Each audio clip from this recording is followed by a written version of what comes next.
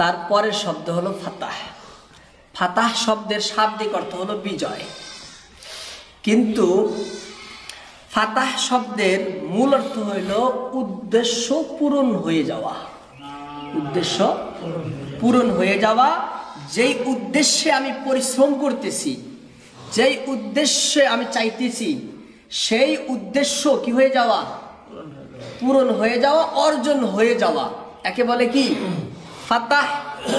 এখানে উদ্দেশ্য ফাতাহের দ্বারায় ফাতহে মক্কা, ওয়াল ফাতুর দ্বারা উদ্দেশ্য ফাতহে মক্কা, অর্থাৎ মক্কা বিজয়, মক্কায় জয়লাভ। কিন্তু ফাতাহ শব্দটি একটি ব্যাপক অর্থবোধক শব্দ, এর ভিতরে অনেক অর্থ নিহিত রয়েছে। সর্বপ্রকারের জয়, সর্বপ্রকারের বিজয়, সর্বপ্রকারের ফাতাহ এর ভিতরে রয়েছে। এক কথায় আল্লাহর সাহায্যের ফলে যত বিজয় ইসলামে লাভ হয়েছে, সমস্ত বিজয়ই এর উদ্দেশ্য ব্যাপকতার দিকে লক্ষ্য করলে। ঠিক আছে, এবার আয়াতের মূল অর্থ কি হবে তাহলে? ইযা জাআ নাসরুল্লাহি ওয়াল ফাত। এর মূল অর্থ হবে, হে আল্লাহর নবী, আপনি সমস্ত সাহাবা এবং গোটা পৃথিবীর মানুষকে জানায়া দেন, সবাইকে বলে দেন কি, যে অচিরেই আল্লাহর বিজয় আসবে। আল্লাহর কি আসবে? বিজয় আসবে, যেই বিজয় আল্লাহর সাহায্যের ফলে লাভ হবে। যেই বিজয় আল্লাহর সাহায্যের ফলে লাভ হবে, আর এই সাহায্য আসবে এটাও নিশ্চিত, বিজয় আসবে এটাও নিশ্চিত। যখন বিজয় আসবে তখন আর সাহাবাদের কোনো চিন্তা থাকবে না, আর সাহাবাদের আর তাদের নির্যাতনের শিকার হতে হবে না। তখন গোটা পৃথিবীতে একমাত্র ইসলামেরই আওয়াজ গুঞ্জবে। পরিষ্কার হয়ে গেল। তারপরে এবার নবীকে বললেন, যখন বিজয় আসবে, সাহায্য যখন আসবে, তারপরে হে নবী আপনি কি দেখবেন? নবীকে বলছেন, হে নবী আপনি কি দেখবেন? আরাআইতান নাসা ইয়াদখুলুনা ফি দীনিল্লাহি আফওয়াজা। হে নবী তখন আপনি দেখবেন, রাআইতা, রাআইতা মানে আপনি দেখবেন কাকে? আন-নাসা, মানুষকে। কি দেখবেন? ইয়াদখুলুনা, তারা দাখিল হচ্ছে, তারা দাখিল হচ্ছে, প্রবেশ করছে। কোথায়? ফি দীনিল্লাহি, আল্লাহর দ্বীনে, আফওয়াজা, দলে দলে। তখন আপনি মানুষকে দেখবেন দলে দলে তারা ইসলাম ধর্ম গ্রহণ করতেছে, ইসলাম কবুল করতেছে দলে দলে। আল্লাহ বললেন, এই আয়াতের ভিতরে প্রথমে আমরা চারটি বস্তু জেনে নেই। প্রথম হলো রাআইতা। প্রথম শব্দ কি? রাআইতা মানে আপনি দেখবেন। রাআইতা মানে আপনি দেখবেন, রুইয়াত থেকে উদ্ভূত। এর অর্থ কি? এর দুটি অর্থ হতে পারে। রায়াত, দেখা দুই প্রকারের। কয় প্রকারের? দুই প্রকারের। একটা চর্ম চোখে দেখা, একটা চর্ম চোখে দেখা, আর একটা জ্ঞান চোখে দেখা। একটা চর্ম চোখে দেখা, আর একটা জ্ঞান চোখে দেখা। চর্ম চোখে দেখাকে আরবিতে বলা হয় বাসারতা, হে নবী আপনি চোখ দিয়ে দেখবেন।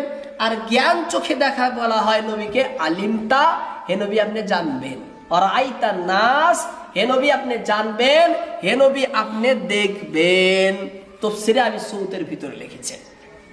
তাহলে দুটি অর্থ হলো, এখানে দুটি অর্থই উদ্দেশ্য, এখানে দুটি অর্থই উদ্দেশ্য। আল্লাহ নবীকে বলছে, হে নবী আপনি চোখ দিয়েও দেখবেন, আর চোখ দিয়ে না দেখলে আপনি জানবেন। আপনি চোখ দিয়েও দেখবেন, যদি সব তার চোখ দিয়ে দেখবে না, কিছুগুলো নবী জানবেন। অর্থাৎ ওয়ারাইতান নাস, সব কি দেখতে পারবেন? সব তো দেখতে পারবেন না। এখানে রায়তার মধ্যে দুটি অর্থই রয়েছে। হে নবী আপনি দেখবেনও এবং আপনি জানবেনও।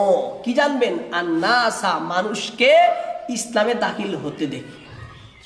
সবাই দাখিল হচ্ছে। কে দাখিল হচ্ছে? আন-নাস, মানুষ।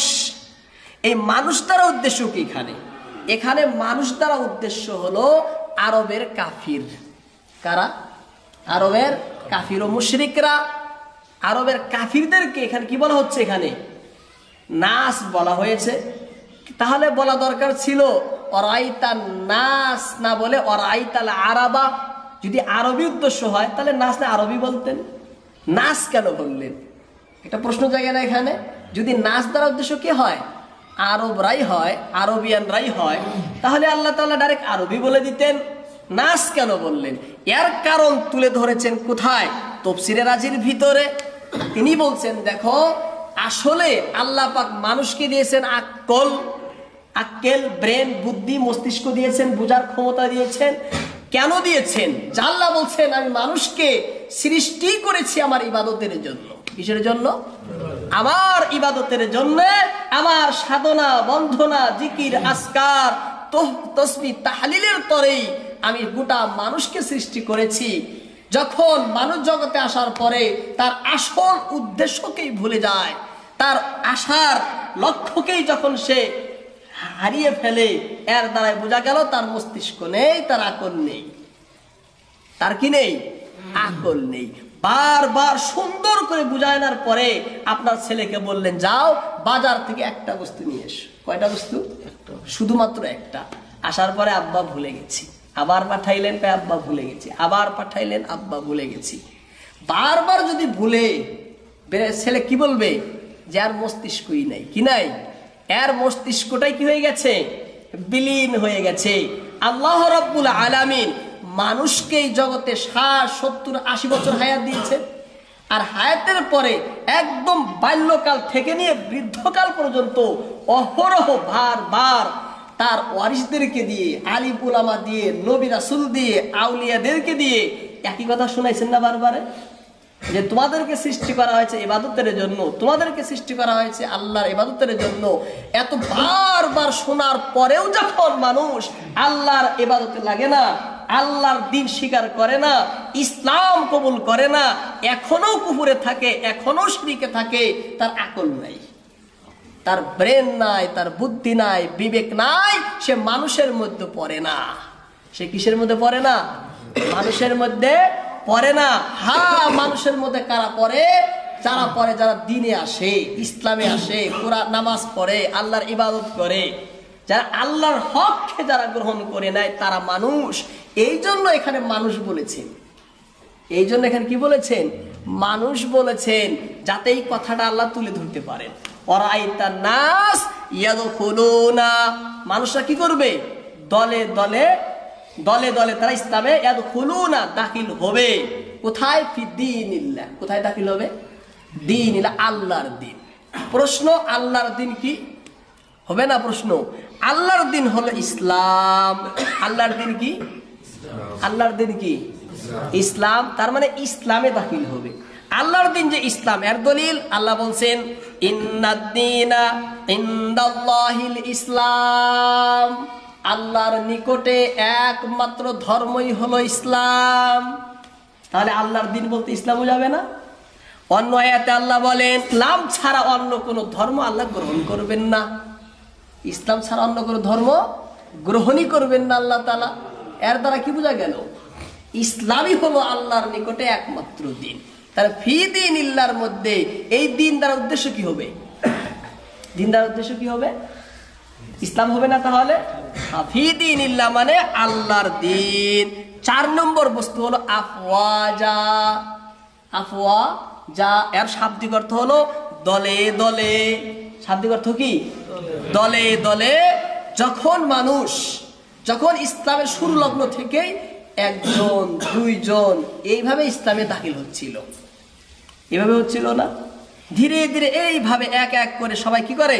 ইসলামে ধীরে ধীরে দাখিল হয়। কিন্তু যখন আল্লাহর সাহায্য যখন আসলো, সেই সাহায্যের ফলে বিজয় হলো, অর্থাৎ ফাতে মুক্কা হলো। মুক্কায় যখন বিজয় হলো, এই মুক্কা বিজয়ের পরেই দলে দলে লোক ইসলামে দাখিল হওয়া শুরু করলো। গোত্র গোত্র, কবিলা কবিলা, পুরা বংশ ইসলামে দাখিল হলো, পুরা গোত্র ইসলামে দাখিল হলো, পুরা এলাকা ইসলামে দাখিল হলো। মানে ঝাঁকে ঝাঁকে দলে দলে মানুষ ইসলামের মধ্যে দাখিল হওয়া শুরু করলো। এবার প্রশ্ন একটা জাগে না এখানে? সে প্রশ্নটা কি? যে আগে কেন দলে দলে আসলো না? প্রশ্ন জাগবে না একটা?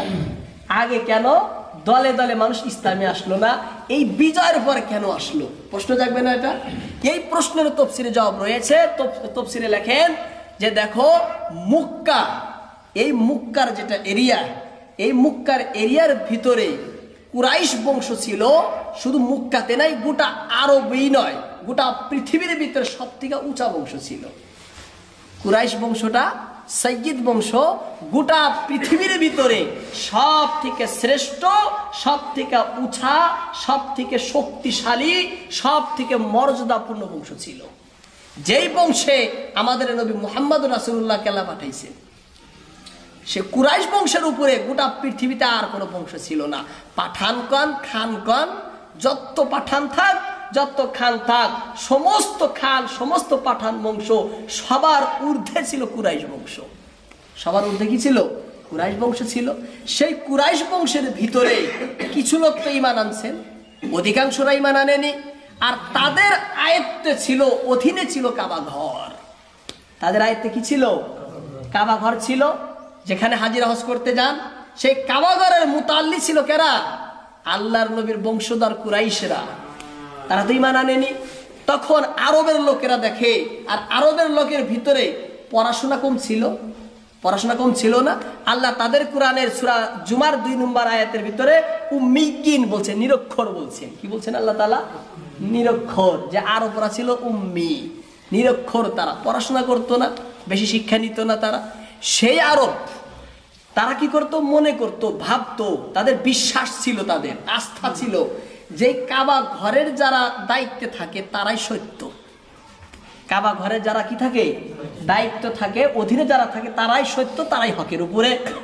এবার যখন মক্কা যখন বিজয় হলো, আল্লাহর নবীর অধীনে আসলো কাবা ঘর, ইসলামের অধীনে কাবা ঘর আসলো, ইসলামের ছায়াতলে কাবা ঘর আসলো। এবার কাবা ঘরের দায়িত্ব নিলেন কে? আল্লাহর নবী। হ্যাঁ, মক্কা বিজয় হওয়ার সাথে সাথেই তাদের শক্তিটা ধূলিসাৎ হয়ে গেল। এবার কাফেররা দেখলো যে নিশ্চিতভাবেই ইসলাম সত্য। ইসলাম যদি সত্য না হতো, তাহলে তার সামান্য সংখ্যক মানুষ যাদেরকে আমরা নির্যাতন করে, অত্যাচার করে এই মক্কায় থেকে বিতাড়িত করেছি, আর তারাই আজ মক্কার সর্দার, তারাই আজ মক্কার ভিতরে বিজয়, তাদেরই আজকে মক্কার ভিতরে ঝান্ডা এবং পতাকা উড়ে। নিশ্চিতভাবে ইসলাম সত্য। ইসলাম সত্য না হলে তারা এই চির বিজয় কিভাবে লাভ করলো? মক্কা যদি ইসলাম যদি সত্য না হয়, হক না হয়, এই জয় তাদের কেন হলো? হ্যাঁ, এই কামিয়াবি, এই সফলতা তারা কেন পাইল? এই যখন তাদের ভুল বিশ্বাস যেটা ছিল, লগে লগে সঙ্গে সঙ্গে খণ্ডন হয়ে গেল। তাদের ভুল বিশ্বাস খণ্ড হওয়ার সাথে সাথেই তারা দলে দলে ইসলামে দাখিল হওয়া শুরু করে দিল। একে রাহে গোত্র গোত্র, কবিলা কবিলা দাখিল হওয়া শুরু করলো। এবার আল্লাহর নবী মুহাম্মদ রাসূলুল্লাহ আল্লাহ নবীকে বলছেন, আল ইয়াউমা আকমালতু লাকুম দীনাকুম। বলছেন না যে আমি দিনকে পরিপূর্ণ করে দিয়েছি। দিন কি করেছি? পরিপূর্ণ করেছি। অন্যায়তে বলেন, ওয়ামা আরসালনাকা ইল্লা রাহমাতাল লিল আলামিন। আর আমাদের নবী হলেন গোটা পৃথিবীর নবী, গোটা সৃষ্টির নবী, সর্বকালের, সর্বযুগের, সর্বস্তরের, সর্বস্থানের, সর্বমর্যাদার, সর্বশেষ এবং সর্বশ্রেষ্ঠ মানব নবী রাসূল হলেন আমাদের নবী। তাই না? আমাদের নবী। সমস্ত জায়গায় আমাদের নবীর নবুয়ত, সমস্ত জায়গায় আমাদের নবীর রিসালত। কিন্তু একজন মানুষ সব জায়গায় কি দিনের দাওয়াত নিয়ে যেতে পারবেন? হ্যাঁ, হিন্দুস্তানে আসতে পারবেন, সমস্ত জায়গায় কি দিনের দাওয়াত পৌঁছাতে পারবে? পারবে না। তাহলে নবীর একটা নির্দিষ্ট এরিয়া থাকতে হবে। হে আল্লাহ রাসূল, এই আপনি তো নবী সারা পৃথিবীরই, কিন্তু আপনার কাজের এরিয়া, কর্মের এরিয়া কিন্তু এতটুকু থাকতে হবে না? এই কথাই আল্লাহ তাআলা আয়াতে বলছেন। কি বলছেন? হুয়াল্লাযী বা'আসা ফিল উম্মিয়্যিনা রাসূলাম মিনহুম ইয়াতলু আলাইহিম আয়াতিহি ওয়া ইউযাক্কিহিম ওয়া ইউআল্লিমুহুমুল কিতাবা ওয়াল হিকমা ওয়া ইন কানু মিন ক্বাবলু লাফি যালালিম মুবিন। আল্লাহর এরিয়া দিলেন আল্লাহ নবীকে, কাজের এরিয়া দিলেন উম্মিয়িনদের মধ্যে। কাদের মধ্যে? উম্মিয়িনদের, নিরক্ষরদের মধ্যে, অর্থাৎ আরবের এরিয়াটা দিলেন। যখন গোটা আরবই ইসলামে দীক্ষিত হলো, মুষ্টিমেয় মানুষ ব্যতীত, তখন নবীর কাজ পূর্ণ হলো না নাই? নবীর কাজটা পূর্ণ হলো না নাই? হ্যাঁ, নবীর যেটা দাওয়াতের যেটা কাজ ছিল, নবীর দায়িত্বে যে দাওয়াতের কাজ আল্লাহ দিয়েছিলেন, যে কাজের জন্য আল্লাহ নবীকে পাঠাইছিলেন সেই কাজ পূর্ণ হলো কিনা? হয়ে গেল। এবার বলবেন নবী কেন আসছেন জগতে? নবী আসার একটি বড় কারণ, একটি বহুত বড় চারটি কাজ, চারটি বস্তুর বিরুদ্ধে নবীকে আল্লাহ পাঠাইছিলেন। চারটি বস্তুকে ধ্বংস করার জন্য, চারটি বস্তুর বিরুদ্ধে নবীকে কাজ করার জন্য আল্লাহ পাঠিয়েছিলেন। একটি হলো নফসের বিরুদ্ধে। কিসের বিরুদ্ধে? নফসের বিরুদ্ধে। তাজকিয়া তাকেই বলে, যাতে হিংসা মানুষের অন্তর থেকে বের হয়। কিনা যাতে অন্তর থেকে বের হয়। আগে আরবের ভিতরে হিংসা হিংসি, দলাদলি, খুনাখুনি, মারামারি ছিল না? এই খুনাখুনি মারামারি কিসের ভিত্তিতে? অহংকারের ভিত্তিতে, হিংসার ভিত্তিতেই ছিল। আল্লাহ নবী সেটা খণ্ডন করছেন না? পুরা সম্পূর্ণভাবে খণ্ডন করে দিয়েছেন। সে নফসের বিরুদ্ধে, শয়তানের বিরুদ্ধেও আল্লাহর নবীকে জগতে পাঠাইছিলেন না? আল্লাহর নবী শয়তানের বিরুদ্ধেও কাজ করেছেন। আল্লাহর নবীকে আল্লাহ রাব্বুল আলামিন কাফেরদের বিরুদ্ধে, ইসলাম কাফের এবং মুনাফিকদের বিরুদ্ধে ইসলামকে জয় করার জন্য পাঠাইছেন না? এই চারটি কাজ যখন পরিসমাপ্ত, আল্লাহর নবী এই কাজের দ্বারায়, মেহনতের পরিশ্রমের দ্বারায় এমন একটি জামাত দলকে তিনি তৈরি করেছিলেন, যেই দল আজকের বুকে সাহাবা নামে পরিচিত। সাহাবা বলা হয় না? আল্লাহ তাআলা নবীকে পাঠাইছিলেন জগতে নমুনা হিসাবে। কি হিসাবে? নমুনা হিসাবে। হে আল্লাহ বলছেন, হে বিশ্বের মানুষ শুনো, এই যে মুহাম্মদকে আইডল হিসাবে, নমুনা হিসাবে আমি তোমাদেরকে দিলাম। মুহাম্মাদের সাথে যার যত মিল হবে সে আমার তত বেশি প্রিয়।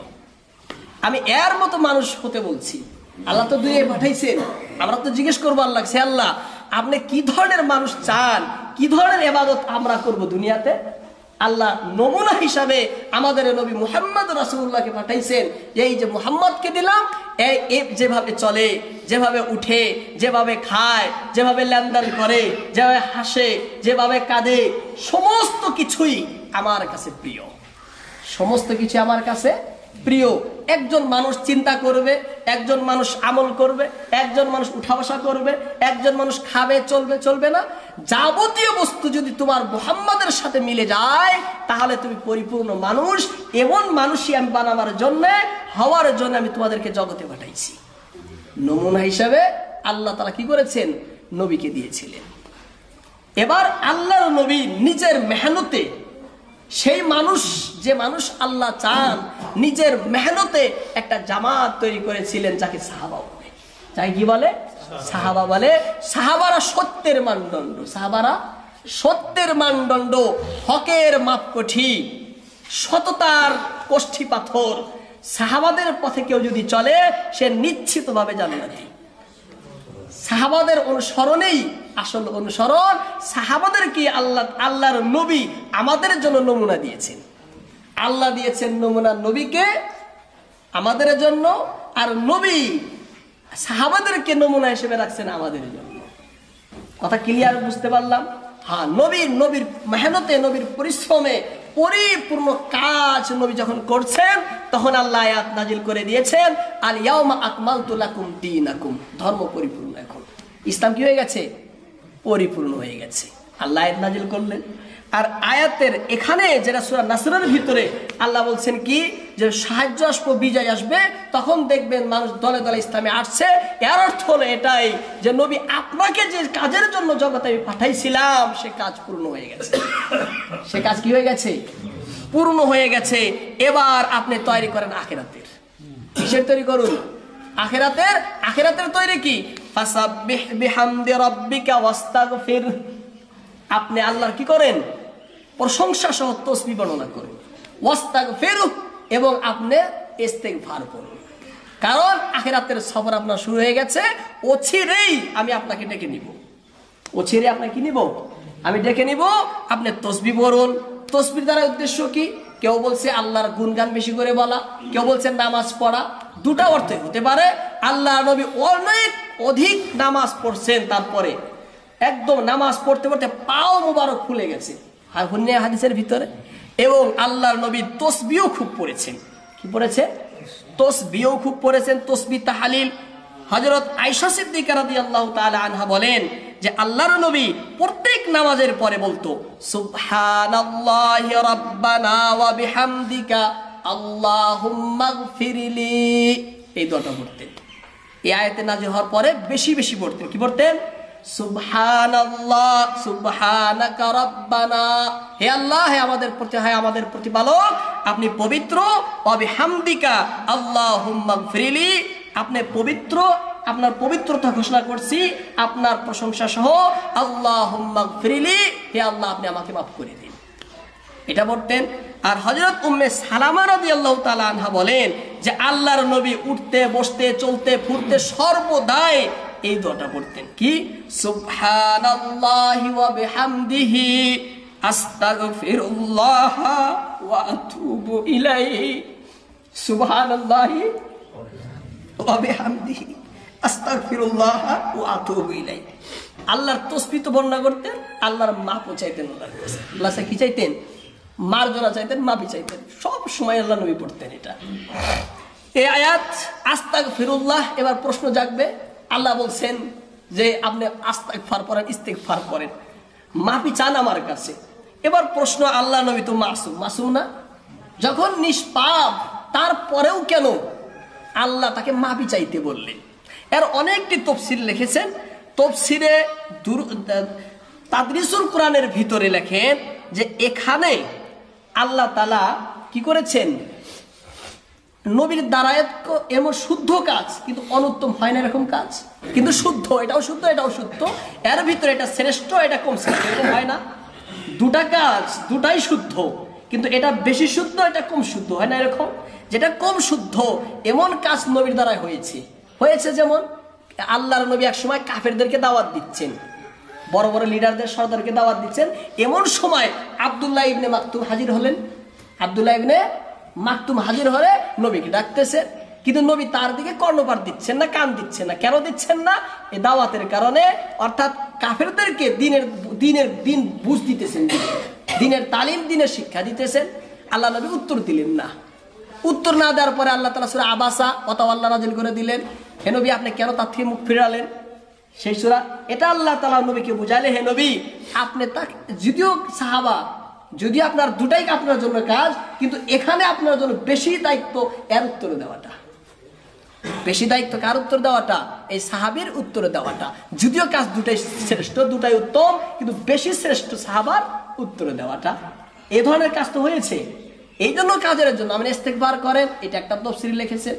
তাফসীরে তাওজিহুল কোরআনের ভিতরে লেখেন যে এখানে আসল উদ্দেশ্য সেটা না, নবীর দ্বারায় কোনো ধরনের অনুত্তম কাজ নবীর দ্বারা হয়নি, সমস্ত কামই নবীর যেটা দরকার সেটাই হয়েছে। এটাই আহলে সুন্নাত ওয়াল জামাতের মত। সর্বপ্রকার যা নবী করেছেন সবই শুদ্ধ করেছেন, কারণ আল্লাহ করিয়েছেন। কিন্তু এখানে নবীকে ইস্তেগফার বলার উদ্দেশ্য যাতে আল্লাহর নবী কাকে বলেন, উম্মতকে শিক্ষা দেন। উম্মতকে কি দেন? শিক্ষা দেন। দেখো হে আমার উম্মতেরা, আমি নবী হয়ে, নিষ্পাপ হয়ে, মাসুম হয়েও আমি ইস্তেগফার করি, আল্লাহর কাছে মাফি চাই। তোমরা তো মাসুম নও, তাহলে তোমরা কি ইস্তেগফার করবে না? তোমাদের কি দরকার নেই মাফি চাওয়ার? তোমরা কি আল্লাহর কাছে মার্জনা, ক্ষমা প্রার্থনা করবে না? নিশ্চিতভাবে করবে, আর তোমাদের করাও কর্তব্য। এটা বুঝাবার জন্য আল্লাহ তাআলা এখানে বলছেন। লাস্টে আল্লাহ তাআলা বলছেন ইন্নাহু কানা তাওয়াবা, ইন্নাহু কানা তাওয়াবা। আল্লাহ নবী সর্বশেষে বললেন, আল্লাহ তাআলা বলেন যে দেখো আল্লাহর নবী ইস্তেগফার করেন, আপনি তো আগের থেকেই জানেন আমি অতি ক্ষমাশীল, আমি অতি ক্ষমাশীল। অতি ক্ষমাশীল বুঝাতে গেলে লম্বা বয়ান করতে হবে। মানে আল্লাহ সর্বপ্রকার, আল্লাহ চানই বান্দাকে মাফ করে দিতে, সব সময় চান বান্দাকে কোন ছলনায়, কোন কৌশলে, কোন তরিকায় বান্দাকে মাফ করে দেওয়া যায়। সেজন্য বলছেন আল্লাহ তাআলা যে আল্লাহ অতি ক্ষমাশীল। আল্লাহ কি? অতি ক্ষমাশীল। যখন এই আয়াত নাজিল হলো, নাজিল হওয়ার পরে আল্লাহর নবী সাহাবাদের বৈঠকে তেলাওয়াত করলেন, ইযা জাআ নাসরুল্লাহি ওয়াল ফাত। তেলাওয়াত করার শুনে এবার আব্বাস রাদিয়াল্লাহু তাআলা আনহু অঝরে কাঁদা শুরু করলেন। অঝরে কাঁদেন। এবার জিজ্ঞেস করে সাহাবারা, আব্বাস তুমি কেন কাঁদো? তুমি কেন কাঁদো? এটা তো আল্লাহ খুশির খবর, এখানে আল্লাহ বিজয় আসবে, ফাতা হবে, তুমি কেন কাঁদো? আব্বাস রাদিয়াল্লাহু তাআলা আনহু বলেন, আমি কাঁদি এই জন্য, আল্লাহর যখন বিজয় আসবে, ইসলামের কাজ শেষ হবে, নবী তখন দুনিয়া থেকে বিদায় নেবে, সেই জন্য আমি কাঁদি। সেই জন্য আমি কাঁদি, আবু বকরও কাঁদেন। আবু বকরও কাঁদেন। তাকে জিজ্ঞাসা করা হলো, কেন কাঁদো আবু বকর?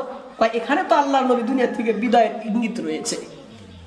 আল্লাহর নবী আয়াত নাজিল হওয়ার পরে হযরত ফাতেমা রাদিয়াল্লাহু তাআলা আনহাকে ডেকে পাঠালেন যে যাও তোমরা ফাতেমাকে ডেকে আনো।